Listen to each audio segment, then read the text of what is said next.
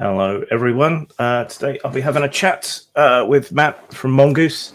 Full disclosure, he sent me a bunch of free stuff to review recently, and I used to work with him a lot back at the beginning of my career.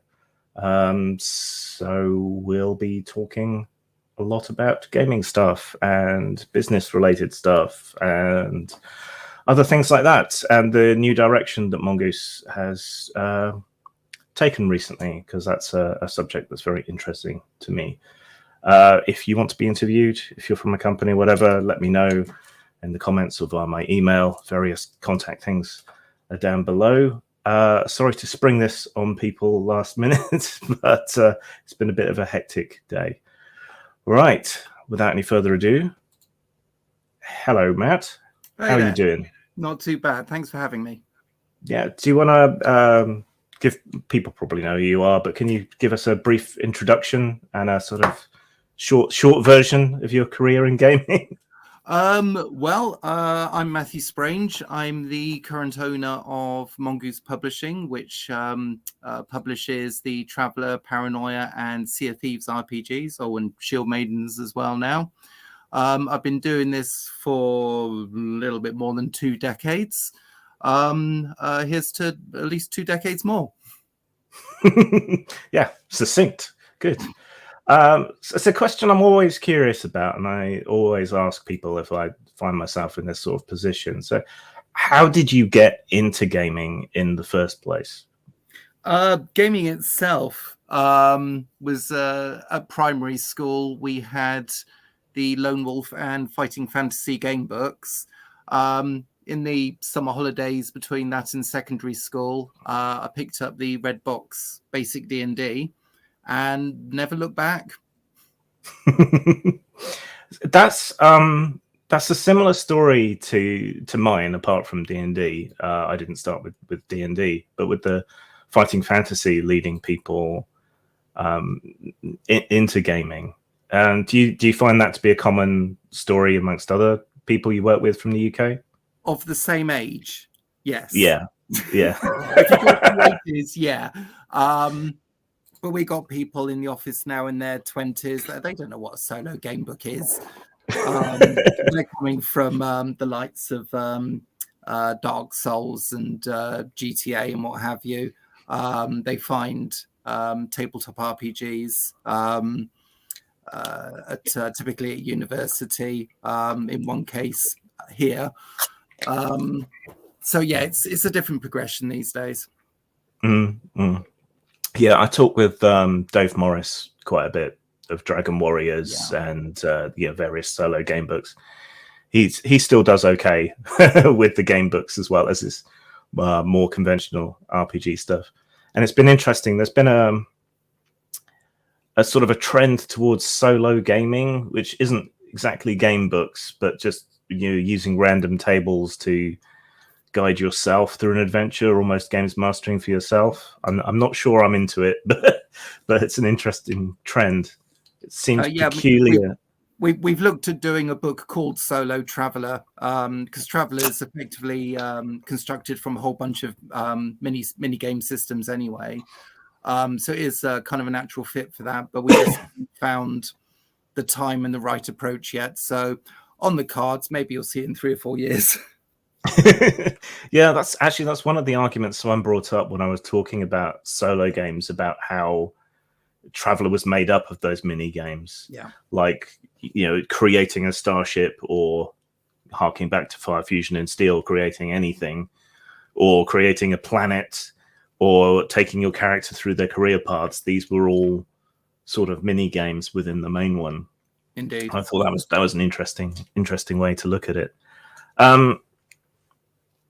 So when we worked together, it was the height of the kind of D20 boom. Vicious days. Vicious days, yeah. And I see a lot of people doing kind of the same thing with 5th edition, but Mongoose has been kind of conspicuously absent. Not entirely, but you haven't done the same thing. You haven't flogged that dead horse again. And can you explain the reasoning behind that? Yeah. Yeah, we kind of approached the market a bit differently today. I mean, when we started with D20 books, we were late to the party. People have been publishing for a year before we came along. And when we launched, I drew up a big list. There were over 100 other publishers that had either already released books or announced them. As I made a joke earlier about it being vicious, it was super competitive. But we managed to clamber our way to at least somewhere near the top. These days, we don't do that at all. Doing things like Traveller and Paranoia, we've kind of removed ourselves from a large part of the market. And we don't, to the extent that we don't really see any other company as a direct competitor to us anymore, which has the good effect that we now get on well with companies that we deal with. We don't see that they're trying to pinch our customers because we are doing something that's different enough. I mean, Traveller, if you're into your sci-fi, Traveller is the granddaddy of them all. And Paranoia, someone going to do a competitor for Paranoia? Good luck. People have been trying for decades, and that was lightning in a bottle. So we're kind of removed. We don't have the, shall we say, business intelligence network that we had set up in the D20 days. And we were very, very good at that back then. We knew all the gossip. To the extent that I didn't know that 5e was using OGL. Didn't know. I mean, I do like 5e. I caught myself thinking, I wish this was the version I was playing at when I was in sixth form, because we were very deep into AD&D back then, and I do like 5e a lot, but we've kind of stepped away from that kind of playing. So yeah, it's mostly Traveller, Paranoia, Sea of Thieves here now these days. Yeah. Anything coming along that you can hint at, reveal? Oh, there's loads of stuff. There's always loads of stuff. You've got to figure that we've got a bunch of people in the office who come here every day for at least 8 hours a day. This is a full-time job, and all they're doing is making RPGs. We don't have any administrative staff here. Everyone here is a creator. So there is a constant flow of new product coming out. So, I mean, I can say there's a new edition of Paranoia coming out this summer. You should see, if all goes well, a couple of supplementary hardbacks for Shield Maidens, and there's enough Traveller stuff in the works to stun an ox. Actually, before I just came up here, I was looking at a proposal for a new grand campaign, because one of the changes we made to Traveller in the past, Traveller has always been about the hardware and the rules, but we've concentrated in this edition more on setting and especially story, remembering RPGs are a storytelling medium, so we should probably do some decent stories for Traveller. So we started doing these grand campaigns that you pick them up and they could easily last group 2 or 3 years if they're meeting once a week. Things like Pirates of Dranax, we're expanding the Asians trilogy. This one focuses on the nature of AI and questioning the meaning of existence. So hopefully you should hear about that one later this year. That's interesting, because, I mean, the wisdom always used to be back in the day that adventures of everything that you create are the thing that doesn't sell very well. That's still true, and we can see it with our regular 32-page type adventures. But whilst they individually don't sell all that well, they do drive the sales of absolutely everything else. And we do like to focus on what I call the lazy games master. That's me. I'm a lazy games master. I like everything laid out in front of me. So we don't just give you the core books and a setting book and say, hey, make your own adventures. We say, you got these. Plus, if you just get hold of these books here, then you'll have enough to run a campaign for years. Yeah, that is the side of it I think people don't appreciate about the received wisdom, is if you have a product line, an adventure is a way of showing that product line is still alive. There is that, but it's also, if I'm looking at, I was looking at, I won't mention them, I was looking at another publisher's games thinking, oh, I'd really like to play that in our regular Friday sessions here. But there was no campaign to it. They'd released a couple of adventures, which is great to get you started, but we want to get our teeth into the game and the setting. And there just wasn't anything to do that. You come to Traveller, you've got your pick. Yeah. Though from the other side, I have heard people lament the loss of the kind of individual encapsulated adventure, because it seems like everything you buy these days is, I mean, just looking at the D&D stuff, you know, it's a big grand campaign that will take you from level 1 to level 20. Yeah. Well, we try to hit it at both ends. So if people go to our website, there's adventures and campaign section. You'll see the big campaigns. You'll also see a whole bunch of standalone adventures, each slotted into, we group them by which sector you're playing in, because, I mean, Spinwood Marches is the typically the default for many Traveller groups. We've done a lot for the Trojan Reach, which is the sector just below. We started going into the Soleimani area, and you can pick adventures from each of those areas, because each has its own feeling, and we got different things to say about each area. So they all have their own flavour. Cool. So back in the day, again, you used to do a lot of licenses, and you're still kind of doing that, but in a different way. I think. I mean, you've got your own individual property with Shield Maidens now, but Sea of Thieves is a computer game. Yep. That's a relatively new phenomenon, doing computer game tie-ins. Paranoia obviously pre-existed in other places. Traveller obviously pre-existed in other places. But you don't seem to have the old form of licenses, things like Starship Troopers that you did. Is that a conscious shift as well, or is that just the different way the market is now? At the end of the day, right from the very start, we've always done games that we want to play ourselves, and basically hope that there's enough people out there who agree with our way of playing that it makes it worthwhile. That's the reason we've got Traveller and Paranoia. Those are the games we played when we were teenagers. We don't have any conscious rule that we won't do licenses, but if something crops up like Sea of Thieves and we think, oh, that could actually make a good game, or I'm really into that setting, then we'll make some inquiries, see if a license is available. It's more about what we want to do on a creative level rather than have to do. Well, put another way, we're not going to go for license A, B, or C because we think it will make us squillions of pounds. We sell enough of our other books that we have the luxury of not having to do that. So we get to pick and choose the projects we want. Yeah, you seem to have escaped the curse of the license companies, like Last Unicorn Games and whoever it was that did Angel and Buffy. A lot of these companies that seem to have done those seem to have ended up dying quite rapidly. Back in the day, West End Games was another big one. Yeah, it was such a shame about Star Wars, and I don't think anything else has ever touched D6 Star Wars in terms of a brilliant license.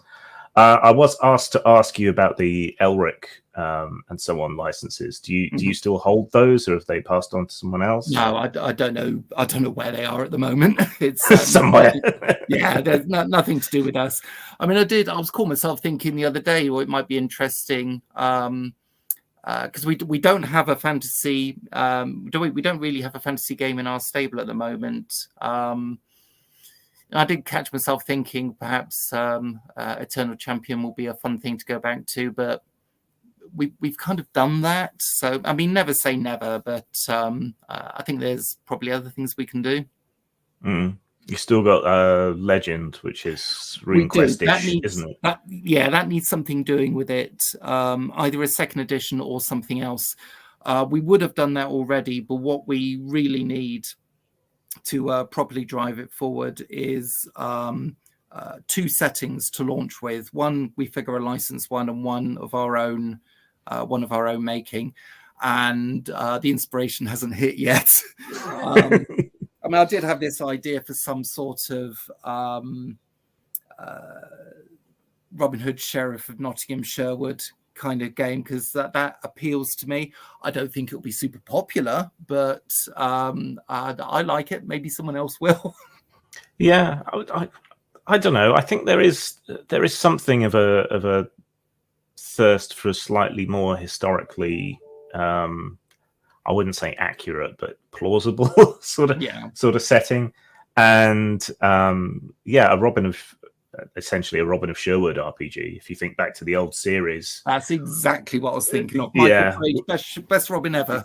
Best ever, yeah, and all the kind of subtle pagan influences that were in that, and the forest replacing dungeon is. I think there's a lot there. I think you're onto something there. Yeah, you'd want to capture the relationship between the sheriff and Gisborne as well. Yes, that was always really good in that show. It's a brilliant show. Go and watch it. Oh yeah, avoid seasons 3 and 4. Yeah, it goes rapidly downhill. So Jason Connery, wasn't it, that took over? It was, yeah. Yeah, I saw him do The Taming of the Shrew in Salisbury Theatre, and he was actually pretty good in that. Shame he couldn't bring that same energy to Robin. But what are you going to do? So Shield Maidens was kickstarted, wasn't it? Have your other recent projects been kickstarted? Is the new Paranoia one being? Paranoia was, yeah. I mean, generally speaking, the projects we pick for Kickstarter are the ones that we think can really grow, because by the time it hits Kickstarter, chances are most of it's already been written and probably laid out and has artwork. The example I always use is the Great Rift box set we did for Traveller. We put this set together about sectors in deep space, and there was about 200 odd pages in the box set in total. By the time the Kickstarter ended, we could add loads of new material. Ended up 400 odd pages in the box set, I think. 3 new additional sectors plus 3 standalone adventures. And of course, the backers aren't paying anything extra for that. So it allows us to take a project we think's got some serious potential. Nobody would release that kind of box set at that sort of price normally, but through the Kickstarter, it gives you the confidence and the funds to do that. So that's normally our primary reason for going onto Kickstarter. There are exceptions. Paranoia, we did have that increase of material because of the Kickstarter, but also it's a Paranoia core book. You can use Kickstarter as a marketing tool for that. And in the case of Shield Maidens, we had absolutely no idea whether there was a market for that or not. So Kickstarter was the obvious path. But no, most of the time it's for because we see a project that we have the potential that it can really grow. So yeah, as these days a small indie publisher, there is a bit of resentment amongst the small indie publisher community towards larger companies like Mongoose and so on using crowdfunding, because it takes up a lot of space and it tends to kind of suck the available money out of our projects. That's understandable. I mean, the first argument is larger company ? We only have 5 or 6 people working here full time anyway.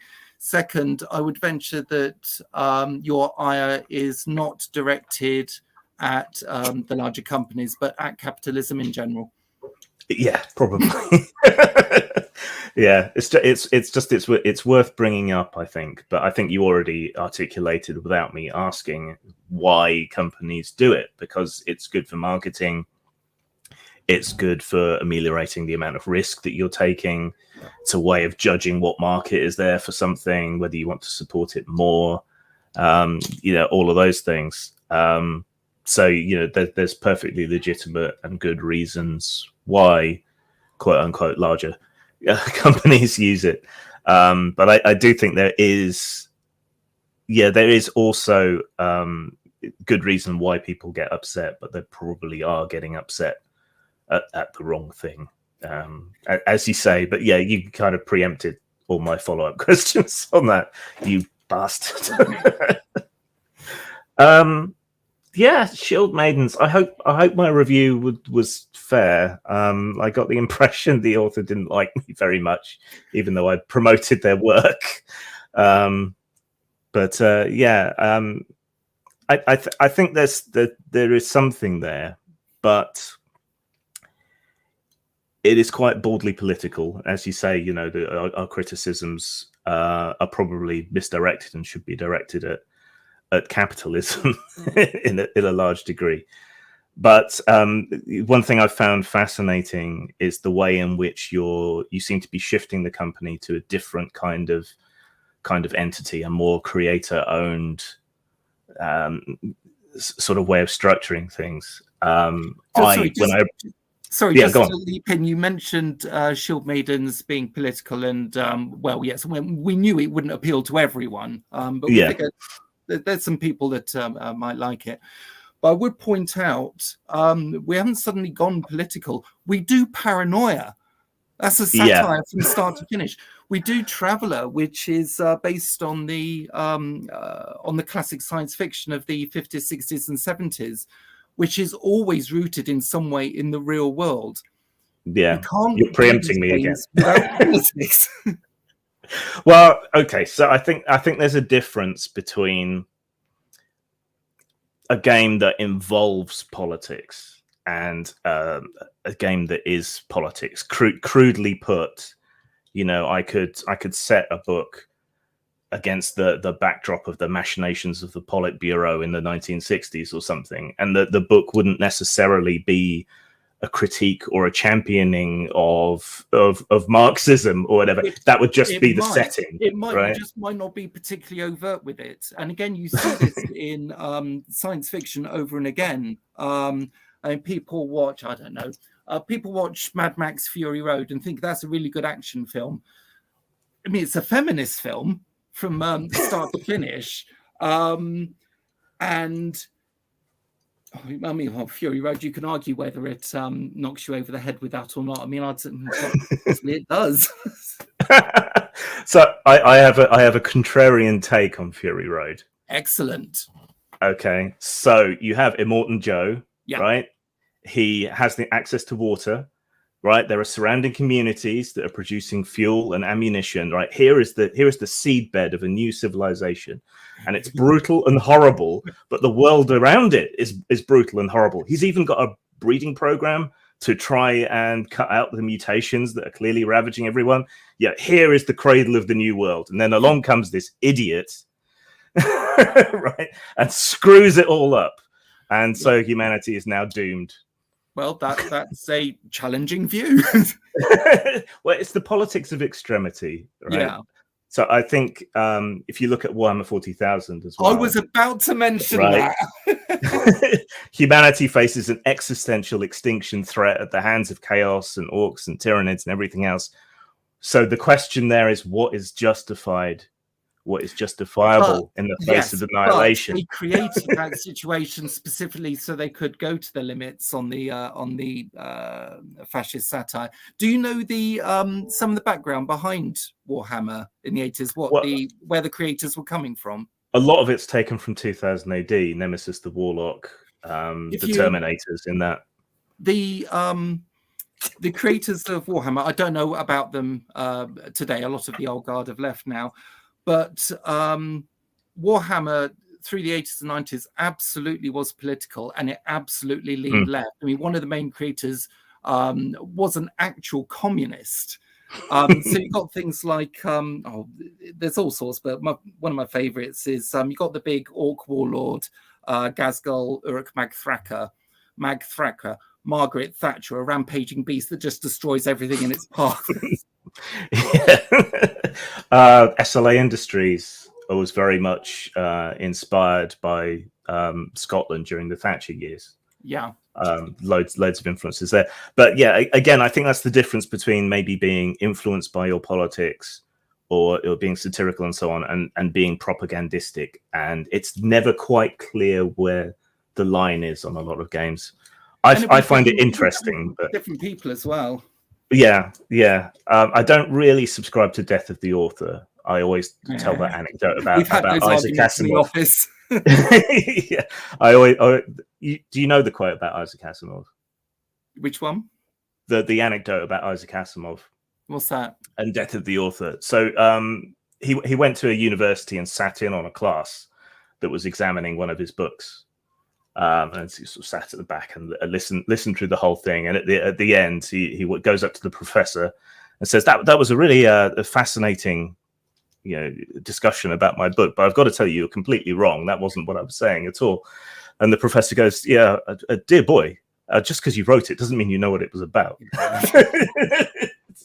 I think that there's extremes of all of this stuff. I find it fascinating and horrifying what some people read into what I write, because it's completely wrong. Actually, do you remember way back when we did the Slayer's Guide to Female Gamers, and there were distributors in America who didn't want to carry it because they thought it was about killing women? That was no. Close. What actually happened is that a certain other publisher who's doing D20 material, who we won't mention, openly approached distributors and retailers trying to convince them not to. Oh, really? Okay, yeah. Now, we don't take revenge, but we do have a list. If we ever get the chance to thank people properly for the good work they've done for us. Really? Because you didn't tell me that at the time. That's what it was like in the D20 days. I've always thought there needs to be an independent RPG games journalist who's really got the ear of the companies, because you wouldn't believe some of the things that go on. Yeah, we're just not big enough. And even the bigger sort of entertainment subsections like computer gaming, you won't find many independent games journalists at all. Yeah, it's a shame. It also makes there's an edit war going on my Wikipedia article at the moment, and there is no RPG news media that Wikipedia will accept as being professional and credible. So it's causing a bit of an issue. So when was that? When was Female Gamers? Because that was before my first big controversy. It would be in the mid-20s? It's got to be before 2010. Oh, much before. It'd be like 2004, 2005. It was one of the 2004-ish. So I did Rules Lawyers first, and then Female Gamers. So yeah, that must have been really early. What was it like when those petitions against me started? I know we'd actually separated I'd gone my own way at that point, but what was it like to be on the receiving end of that? Because I did an interview with Mark Reinhagen a while back about the controversy storms that hit White Wolf back in the day, and that was eye-opening. So what was it like for you, and am I forgiven? It's absolutely. I mean, it was quite amazing, because I get into the office one morning, sort some emails out, do website roundup, go to RPG.net, and there on what was probably arguably the biggest RPG forum, you've got the words Mongoose and Rape right next to each other. Emails start flooding in, our forums start piling up, and at that point, all I had done in the morning was get up. I'm sitting there wondering what the hell is going on, knowing that something needs to be done and quickly. One of the first things I did was drop a line to Shannon at RPGNet. Would you mind awfully changing the title of that thread, pretty please? Yeah, I mean, we muddled through it. I did. I mean, that consumed a good day and a half of my time. But I mean, yeah, that was something. It's one of those things.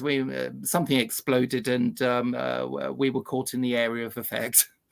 Yeah, it was just weird. I don't think anyone read past the title on the article. Well, that's what I was thinking. I mean, I did when it blew up, and one of the first things I did was go to the article, read through it, and yep, there was some reasonable points made.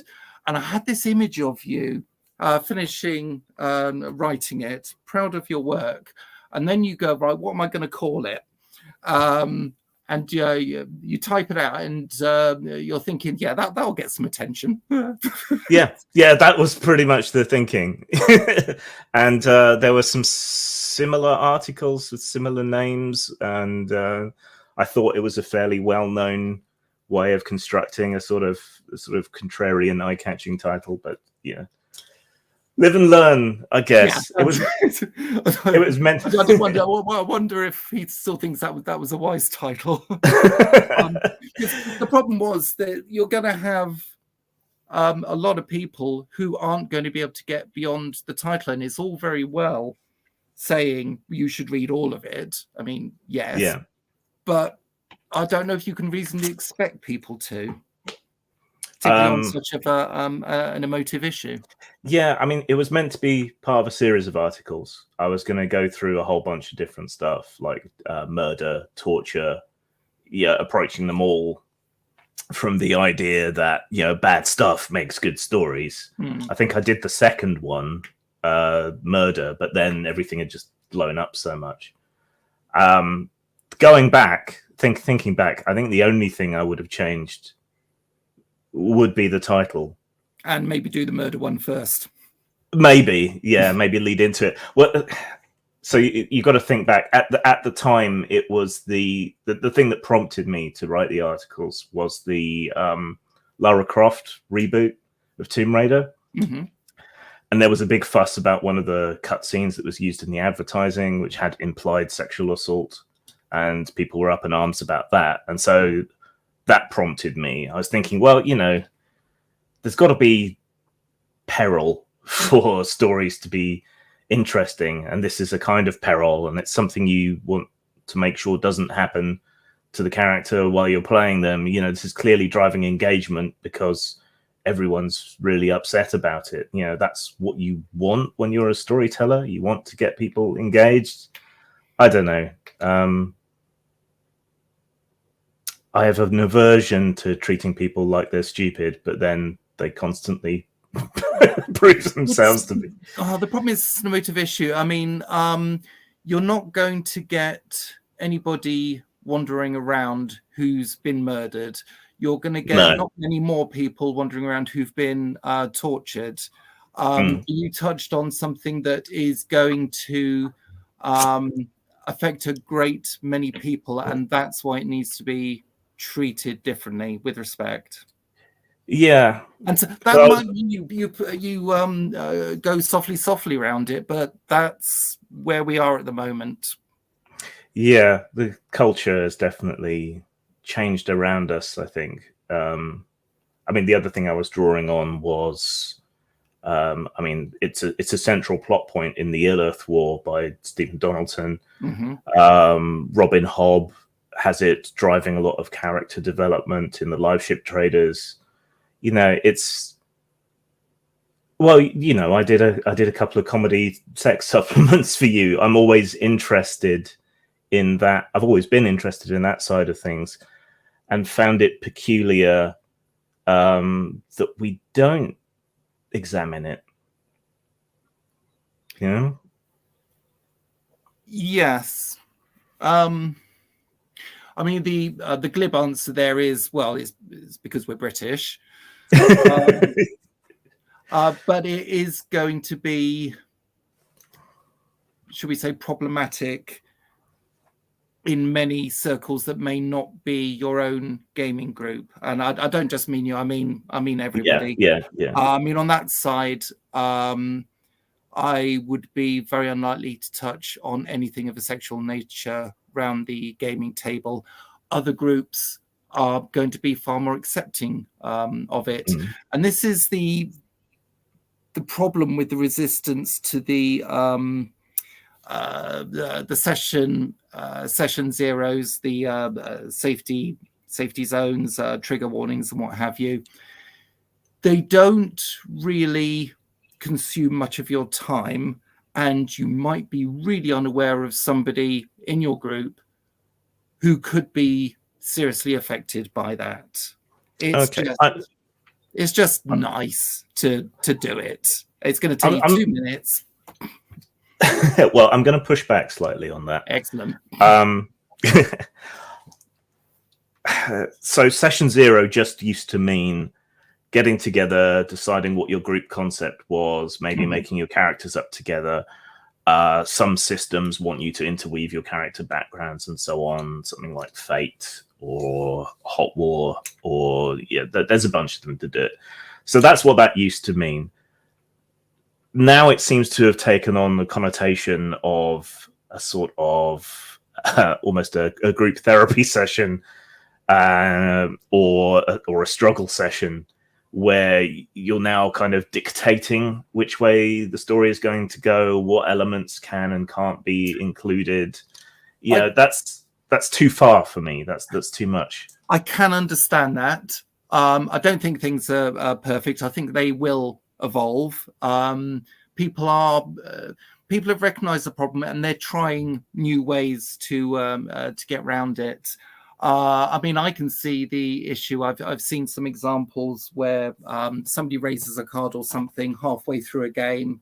I don't have to explain anything. I just don't want that bit, and I can see that. I can see some issues with that in terms of actually running a game, which is why it's a good idea to do things right at the start, so everyone's on the same track. It doesn't take long. It's I think probably a better example to get the point across is what they call trigger warnings on film and television.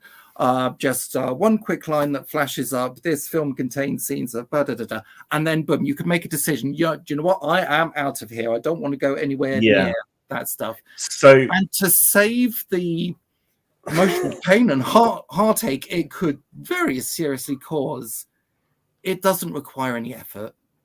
Again, just the we don't really have a political philosophy at Mongoose, but the underlying tone is try not to be a twat. I mean, just be nice to people. It doesn't take much. Yeah. Well, see, again, this is actually a really interesting topic, so I think we will get into it for a little bit longer. Don't be a twat. That would include interrupting the game for the other 3 to 5 players and the games master at the table. 3 to 5 players are having they're having a good game. The one person might well be going through some very serious emotional trauma from events that might not have happened all that long ago, and they're just there to sit down and have a decent game. I can see the problems with that. I'm not saying the solutions around at the moment are perfect, but let's try stuff. Let's see how it goes. Yeah, I mean that's part of the creative process right there. Well, as a creator and a games master, I find it the idea disrespectful. So what we used to do at conventions, we'd say like 18 plus mature themes. That would be our trigger warning on the sign-up sheet, and that would be sufficient. And I think that's fine. I think slightly more detailed trigger warnings are also fine. But the kind of things that people seem to be asking for or demanding gets into the realm of spoilers almost for the plot. Here's what I'll say. Don't sweat it. When you're running a game, be nice to people saying, right, it's going to have X, Y, and Z. I don't really want to do the whole card thing, or however they want to do it. And then they can make the decision, do you know, yes, I'll stay, or this might not be for me. Just be upfront with people. Some groups are going to work on a more interruptive system very, very well. They'll be able to handle it better than you and I could. Good. Let's not panic about those groups existing. Other groups are saying, right, this is a real hardcore manly men at the height of their manliness type of game. Fine. Great. Yeah. Everywhere. One of the things you realize as a games producer, especially with something like as widespread as Paranoia or Traveller, every single group in the world plays these games differently. I mean, so you've got to try and create a rule book that can cover at least most of those. But they're all going to approach these games differently. They're all going to have different levels of action, emotional content. They can all coexist. Yeah. Not to be a twat. It's that simple. Yeah. It's just it feels like it's all kind of one way at the moment. Like a lot of conventions. Sure, the pendulum will swing too far one way. It will come to rest. This always happens. Just don't get, for God's sake, don't get angry about it at the moment. It's going to end up fine. Well, if there was more mutual respect, I think it would go better. But it's the imposition of these rules. And also, I'm not entirely sure who they're for, right? Because if you're with your regular group, you know each other. So you don't really need these things. And if you're at a convention, I mean, you say it takes 5-10 minutes. It doesn't. It takes a long time. And you've only got a 3 or 4 hour slot. And one last thing. I have never been comfortable with revealing the things that upset me to strangers. Yeah. Right. That's the other thing. Yeah. As I say, it's likely not perfect at the moment. These are things that I don't really court myself, because the games I run tend not to go into the ickier side of things. Some groups will. Let's just try a few different methods. Some will work, some won't. Some groups will use all of them. Others won't want to go near them. That's fine. That's fine. We can all get on, Jim. I wish. That's what I want. But I also want the discussion, because I find it interesting. Like, I find your position quite reasonable, and where we need to get to, that kind of mutual respect. You do it your way, I'll do it mine. Maybe that's just the anarchist in me coming out. I don't know. Okay, so let's segue slightly. Kind of going back to politics and games, but talking specifically. So in Paranoia, I think I'm right in saying that in all of the Mongoose editions of Paranoia, from Paranoia XP forward, I think I've got them all actually. You changed it from communists to terrorists as the. We only did that in the previous edition. Was that the previous one? Oh, okay, but the one you've got is the only one we did that, and that was, I mean, in the edition that's coming out this summer, communists are back because they're inherently funny. But the terrorists are still there as well. And you can do that kind of thing with Paranoia. We did feel it needed an update. It is primarily a game of satire, and there's just too much happening in the world over the past 20 years to ignore. So we didn't feel the need to update it slightly. So you'll see, I mean, terrorism, or more to the point, Western governments' reaction to terrorism, and within the wider culture as well, I suppose, is something that does need to be picked up on, as does the surveillance state as well. So now the troubleshooter's got something planted in the head, so the computer literally can see everything they do. I did like that. That was one of my favorite parts of the newer one. And we've got some commentary about hypercapitalism in the new edition as well.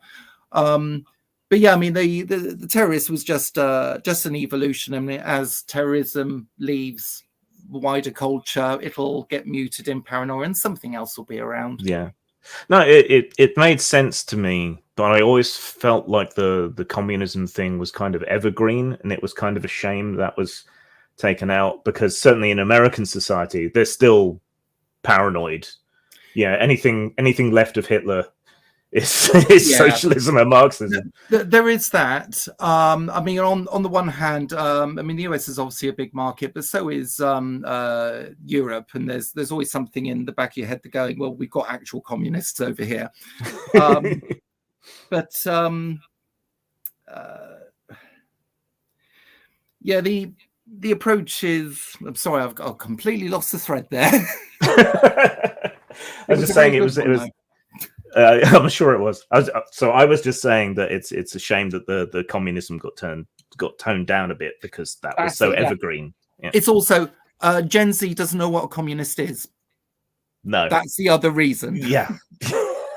Look, I studied politics and history, right? If I want to get really enraged online, I find any conversation about Marxism, communism, socialism, nobody seems to know what it means, even Marxists. Right? It drives me nuts.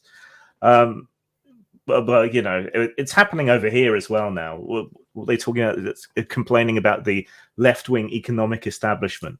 Like, what are you talking about? If you look on, was it? I think it was the Daily Mail today talking about all the nasty left-wing lawyers.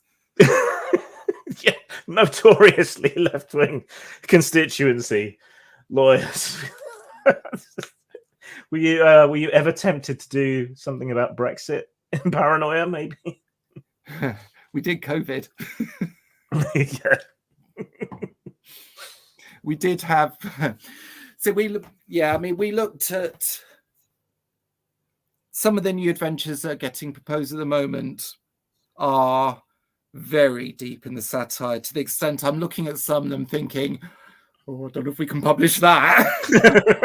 I mean, there was one proposal we had whereby basically a demagogue comes up in Alpha Complex and starts getting people to do things and not necessarily in the name of the computer. It ends up with the troubleshooters joining a mob that assault a public building. And I'm reading that and thinking, okay, that might go down well in Britain. Yeah, I think Alison, how do you pronounce her last name? Is it Saibay? I've always thought it was Saib. I might be very wrong in that. Oh, okay. I think she independently did this adventure about a kobold miners worker dispute or something. Oh, I think I saw something about that. Yes. Yeah. That's the thing I retweeted that upset her. I said, it's not for me. I don't like my politics quite so bald in my games. But hey, you might like it. So I gave her a signal boost, and she thought that was bad for some reason. It's an interesting idea. Using RPGs as a medium to explore or indeed promote real world ideas. I don't know if there's any deep future in it, but as I said before, let's explore.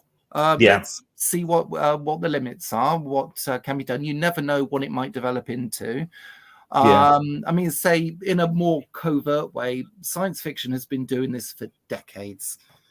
Yeah, social science fiction from kind of new wave, I would say, onwards. Sporadically before that, obviously, you had plenty of social commentary through technology and so on. But I think, the new wave stuff was where it really took off.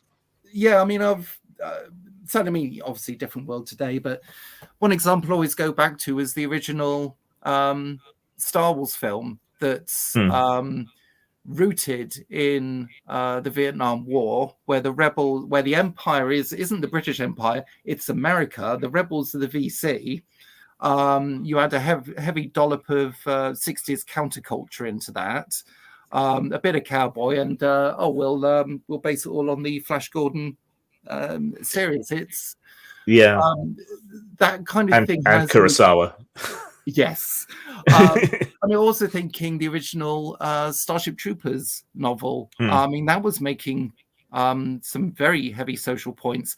They might not be so popular today, but it's it's all been there. I'm now trying to think back to the likes of Frankenstein and the Somnium, but yeah, I think it's the 50s and 60s that really started to kick off. Yeah, I think Heinlein is misunderstood from people today, looking back, because if you look at his history and his politics, he's kind of all over the map, but there is a common thread. But people tend to kind of write him off as some sort of randroid libertarian these days. I think that's a misread. It might be for the time, but if it was possible to transpose him into today's world in this year, yeah, maybe he wouldn't come off somewhere. I don't know. I didn't know the guy. Kit says, before it vanished up its own gibberish mystical fundament, the remake of Battlestar Galactica was absolutely a vision of post 9/11 America. Yeah, I quite like that. Yeah, it was. I hated the end. That's a trend for me. Hating the way things end. It's like nobody knows how to finish a series. Yes. I saw one a little while ago. I mean, I was watching this. I got recommended a series to watch, and it was a remake of something in the 80s that I had. It was before it came slightly after my time. I wasn't interested at all. But I started watching this thing, and I thought, this is actually good writing, and they absolutely stuck the landing at the end. And the series, this is going to follow me if people watch this stream. The series was the new She-Ra. Brilliant example of how to end something. Don't know. Didn't watch it.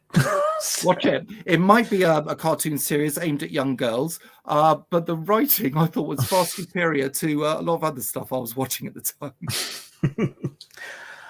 We're getting low on time, so I want to stick to an hour. We did briefly touch on how you're kind of changing the way Mongoose Publishing works to this more sort of cooperative creator-owned model, but we didn't really get into it too much. So can you explain how you came to that kind of decision, and is it working out? Well, it was an evolution. I didn't just wake up one morning and think, hey, yeah, let's do this. I mean, it was a few years ago. I mean, before that, we've been operating pretty much as any other company. People get bonuses around Christmas and, have this, be happy with it. But we had a better than average month a while back. And I thought, well, hey, wouldn't it be fun to give the staff a bonus? I mean, it's only like 200 or 250 quid a piece or something. But it suddenly hit me that 200 or 300 quid for extra for somebody who's on a normal salary it may not be game changing, it may not be everything, but it is a lot, because all of that's 200 or 300 quid worth of freedom. You can start putting working towards a deposit on a house or add to savings, or get the new games console that otherwise you wouldn't be able to afford for the next 12 months or what have you.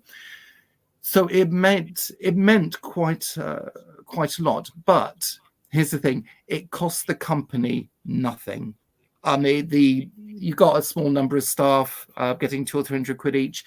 You don't know, the company doesn't notice that, and so you start thinking, what if I can do that more often? And all kind of snowballed from there. I started reading a few business books, came across the idea of co-ops and employee ownership trusts and what have you.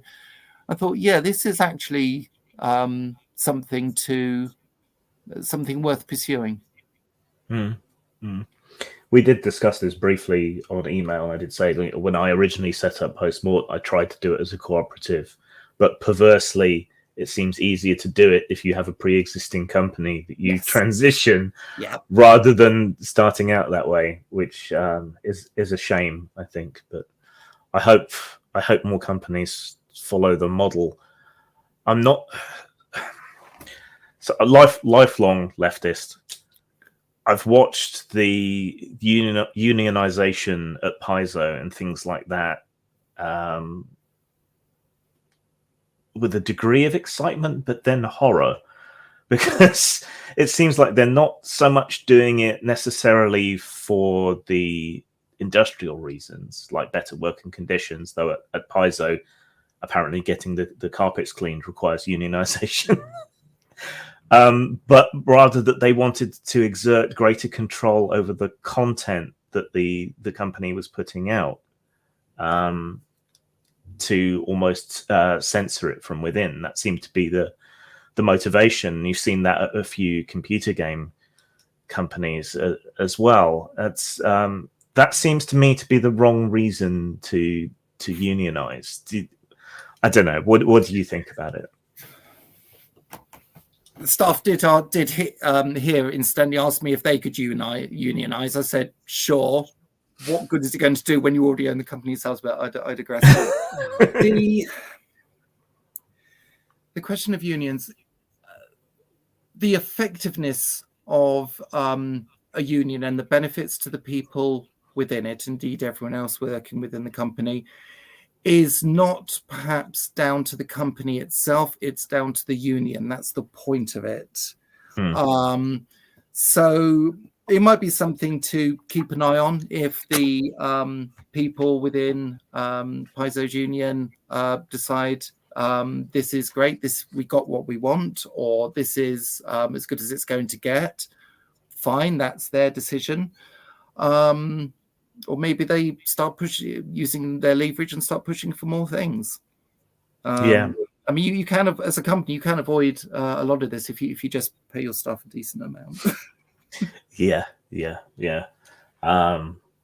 I've been employing people freelance more and more, and I find that just treating people well goes such a long way. You know, just things you wouldn't think of, like paying on time. Right? We pay all invoices within 24 hours of receiving them, including freelancers. Yeah, I sometimes have to wait over a weekend for people, but and as someone who still freelances on occasion, if you pay on time, that's worth a lot to someone like me. I'll work cheaper if I'm sure I'm going to get the money, and I'm sure I'm going to get the money on time. It makes a huge difference. So it's things you wouldn't think are a big deal turn out to be a big deal, especially in creative industries. Yes. I find, we're just about done. Is there anything else briefly you'd like to talk about, or anything you'd like to ask me? I don't know. I think we're probably good. They're in the kitchen. Got staff in the kitchen at the moment making meatballs for lunch today. Partnering with IKEA, are we? No, so I think we had sloppy joes earlier this week. Life is pretty good here at the moment. Yeah, despite being in Swindon. That's the one thing they all complain about. Yeah, it's weirdly difficult to get to Swindon from where I am, and I'm not that far away at all. Just public transport's terrible. All right. Well, it was lovely chatting to you again and catching up. Hope to see you again without it being like 10 years. Absolutely. Maybe I'll catch you at a convention sometime if I ever make it back to one. But thanks. Go and enjoy your meatballs. Thank you very much. And thank you, everyone, for watching. I hope that was interesting. And hopefully more people will want to come on stream another time. Bye-bye.